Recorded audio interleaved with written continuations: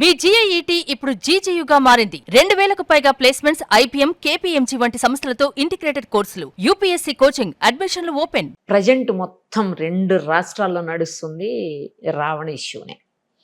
ఏంటి రావణ్ అంత పెద్ద నేరం చేశాడా? ఉపా చట్టం పెట్టాల్సినంత అవసరం ఉందా అని చెప్పేసి కొంతమంది వ్యాఖ్యానిస్తుంటే, అతను నోటికొచ్చినట్లు మాట్లాడే రైట్ ఎక్కడుంది అని చెప్పేసి కొంతమంది మాట్లాడారు. భిన్నాభిప్రాయాలే వ్యక్తం అవుతున్నాయి దీని మీద.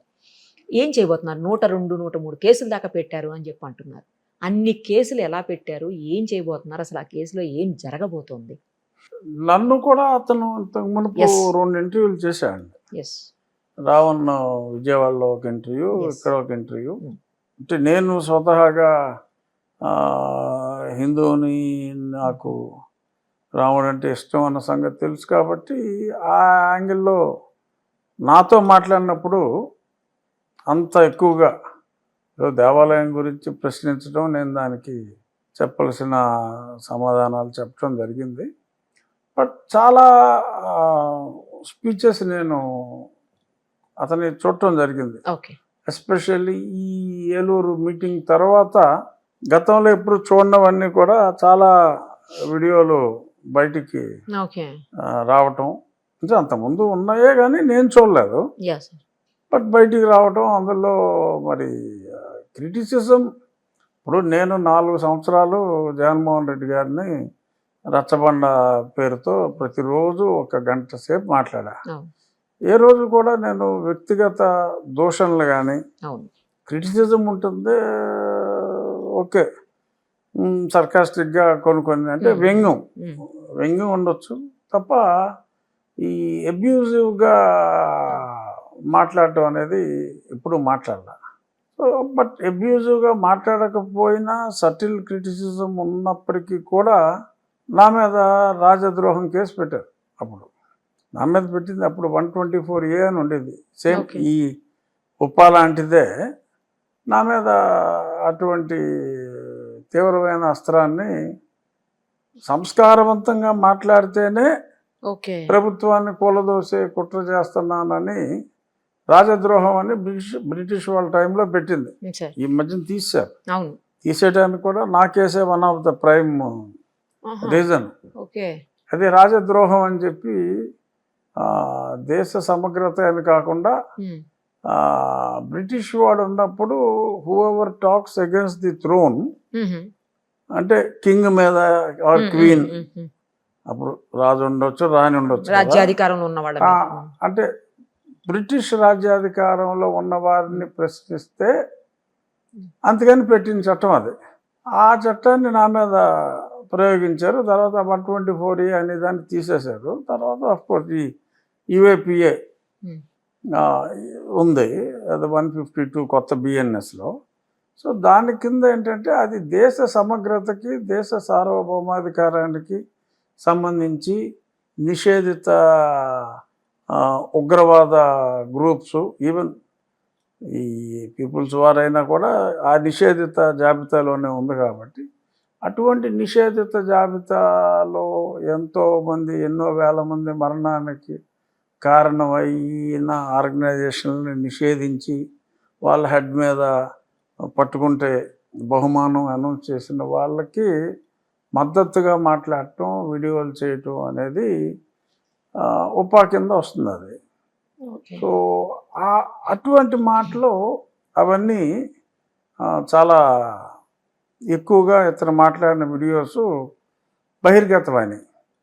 సో అంత ఓపెన్గా మరి మాట్లాడటం అనేది అది డెఫినెట్గా అది క్లియర్గా ఉపా చట్టం కింద వస్తుంది. బట్ కొంతమంది ప్రశ్నించేది ఏంటంటే వై నౌ, మాట్లాడింది ముందు కదా అంటే, ఆ మాట్లాడినవన్నీ దేనికన్నా ఒక టైం రావాలన్నట్టు ఇప్పుడు బయటకు వచ్చింది. ఇప్పుడు అప్పుడులో చూసినా మరి ఏదన్నా ఒక స్టేజ్ ఆఫ్ ఇన్వెస్టిగేషన్లో ఆగినాయేమో, ఇప్పుడు వేరే రూట్లో ఏదో తీగలాగితే ఎక్కడో డొంక కదిలిందన్నట్టు పవన్ కళ్యాణ్ గారి మీద చాలా అసభ్యకరంగా, వ్యంగ్యం కాదు, బూతులు మాట్లాడటం. అసలు ఆ meeting has lost its purpose. Meeting ఏమో దళిత క్రైస్తవ శంఖారావం, దేనికి దళిత క్రైస్తవులకి మతం మారితే రిజర్వేషన్స్ లేవని రాజ్యాంగం చెప్తుంది, అది తప్పు, రాజ్యాంగాన్ని సవరణ చేయాలి ఓకే. అనే ఉద్దేశంతో పెట్టుకున్న సభ. సో రాజ్యాంగానికి పవన్ కళ్యాణ్ గారికి, ఆ రాజ్యాంగానికి రఘురామకృష్ణరాజుకి సంబంధం ఏముంటుంది? ఏముండదు. మేము రాజ్యాంగబద్ధ పదవిలో ఉన్నంత మాత్రాన రాజ్యాంగాన్ని మార్చే శక్తి మాకుండదు. అది పార్లమెంట్ మార్చాలి, పార్లమెంట్లో చట్టం చేయాలి. దానికి వాళ్ళు మాట్లాడుకోవాల్సింది ఓకే, పార్లమెంట్లో చట్టాలు చేయమని చెప్పి చట్టాలు మార్చమని చంద్రబాబు నాయుడు గారిని అడుగుతాం.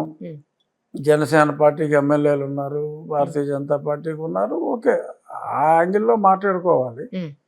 సంబంధం లేకుండా కొడక అని చెప్పి మనోహర్ దాస్ గారిని తిడతాం, నీ నోట్లో అని చెప్పి కళ్యాణ్ గారి గురించి మాట్లాడటం, తర్వాత నా నాలుక కోసి ఇంకా కళ్యాణ్ గారికి పార్సిల్ చేస్తానని చెప్పి మరి మాట్లాడటం. సో దళిత క్రైస్తవ శంకరావానికి అతను డిప్యూటీ చీఫ్ మినిస్టర్ అవ్వడానికి మరి సంబంధం ఏంటో అలా వేరే ట్రాక్లో వెళ్ళిపోయింది. ఒక అబ్యూజివ్గా నడిచింది. సో అంత అబ్యూజివ్గా మాట్లాడిన బ్యాక్గ్రౌండ్లో రికార్డ్స్ అన్నీ కూడా చూసినప్పుడు ఈ హిడ్మా అని ఒక దేశభక్తుడిగా మాట్లాడి నిషేధిత గ్రూప్స్తో టచ్లో ఉండటం, వాళ్ళని సమర్థించటం, అలాగే మరి ఆ ఎఫ్ఐఆర్లో కూడా ఈ ఏదైతే వీళ్ళ కంటెంట్ ప్రమోషన్కి విజయనగరంలో ఒక ముస్లిం టెర్రరిస్ట్ గ్రూప్ని ఆ మధ్యన అరెస్ట్ చేయడం జరిగింది. వాళ్ళకి మెయిన్ ఉగ్రవాద గ్రూపులతో కాంటాక్ట్స్ ఉన్న సిరాజ్ అనే వ్యక్తి, వాళ్ళకి సంబంధించిన కొన్ని ఛానల్స్ ఈ కంటెంట్ని, ఇటువంటి anti Hindu or pro Islam or pro some other religion, ఈ కంటెంట్స్ని అంటే వైలెంట్గా మాట్లాడిన, హిందూ మతాన్ని కించపరుస్తూ భారతదేశాన్ని కూడా కించపరుస్తూ, భారతీయులు ప్రిడామినెంట్లీ మెజారిటీ కమ్యూనిటీ ఆరాధించే దేవుళ్ళని తూర్పాడపడుతూ మాట్లాడిన కంటెంట్ని సిరాజ్ అనే వ్యక్తి ప్రమోట్ చేస్తున్నట్టుగా, అంటే మీడియాలో ఉంటుంది కదా promotion to reach more people. So ఆ ప్రమోషన్ చేస్తున్నట్టుగా కూడా ఎఫ్ఐఆర్లో అందులో రాసిన దాంట్లో ఉంది.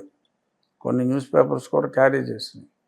మరి ఇటువంటివన్నీ ఉన్నప్పుడు చట్ట ప్రకారం చర్యలు తీసుకోవాలి, దాన్ని లోతుగా పరిశోధన ఇన్వెస్టిగేట్ చేయాల్సిన అవసరం ఉంది.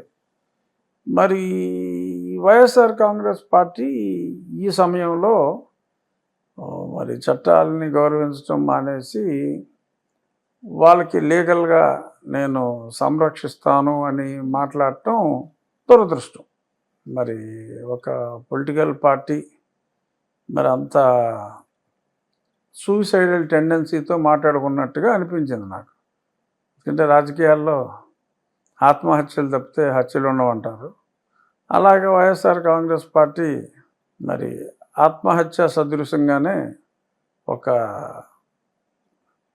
అటువంటి మాటలు హిందూ దేవుళ్ళను కావచ్చు, హిందూ దేశాన్ని కావచ్చు, హిందూ దేశాన్ని వ్యతిరేకించే శక్తులకి మద్దతు ప్రకటించడం కావచ్చు, అటువంటి వ్యక్తుల మీద కేసు పెట్టినప్పుడు వాళ్ళకి లీగల్గా ప్రొటెక్షన్ ఇస్తాను అని మాట్లాడటం, ఏమీ మాట్లాడని నా మీదే మరి చట్టం ప్రకారం నన్ను అరెస్ట్ చేసిన వాళ్ళు మరి ఏదో దెయ్యాలు వేదాలు వల్లించినట్టుగా వాళ్ళు మాట్లాడుతూనే కాకుండా మరి ఇటువంటి నిందారోపణలు ఉన్న వ్యక్తులకి మేము లీగల్గా అన్ని సహాయాలు మేము అందిస్తామని మాట్లాడటం మరింత దురదృష్టం.